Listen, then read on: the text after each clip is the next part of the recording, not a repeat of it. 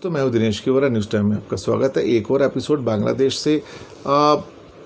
मैं बहुत टाइम से इसके बारे में बात करना चाह रहा था, इस इशू के बारे में कि टका के रेट जो हैं डॉलर के मुकाबले वो ऑलमोस्ट 85 टका पे वो स्टेबलाइज हैं पिछले एक साल से।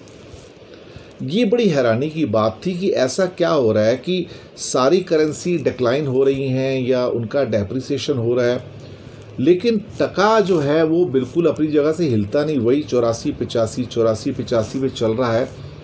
और पूरे एशिया में ख़ासतौर से आप देखो तो वियतनाम की करेंसी ऑलमोस्ट 0.7% टोटल देखा जाए तो इंडिया की करेंसी 8.8% डाउन हुई, चाइना 2.8% डाउन हुई, इंडोनेशिया 1.1% डाउन हुआ, लेकिन बांग्लादेशी टका सिर्फ 0.5% डाउन हुआ है।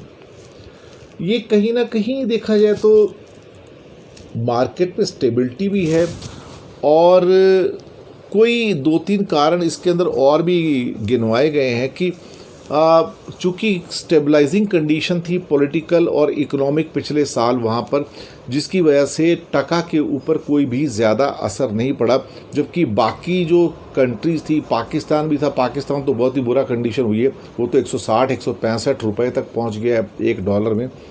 इंडिया भी इस टाइम 75 रुपीज़ पे एक डॉलर पे है, वो भी कम हुआ है, कमज़ोर हुआ है, लेकिन टका वही का वहीं टिका हुआ है। तो ये जो चीज़ें हैं, अब यहाँ पर दो व्यूज़ निकल के आ रहे हैं। एक real and nominal exchange rate कहे जाते हैं। इसमें दो चीज़ आती हैं। एक आती है आपकी कहते हैं कि नॉमिनल इफ़ेक्टिव एक्सचेंज रेट, जो कि बेसिकली आपका यहाँ पर उनका कहना है कि जो नीर कहते हैं और एक रीर होता है, रियल इफ़ेक्टिव एक्सचेंज रेट, इन दोनों में फ़र्क है।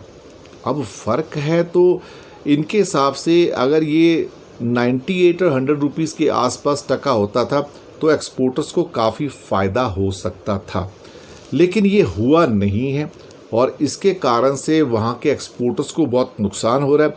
हालांकि वो चाहते थे कि टका का कुछ डेप्रिसिएशन हो, ताकि बाकी देशों की जो करेंसी डेप्रिशिएट हो रही है वो फ़ायदा उनको नहीं मिल रहा है और उनको नुकसान हो रहा है। अब ये एक तरह से बड़ा एक इंटरेस्टिंग एक फिनोमेना निकल के आया है। Let's see what happens now, और ये कैसे आगे चल पाएगा।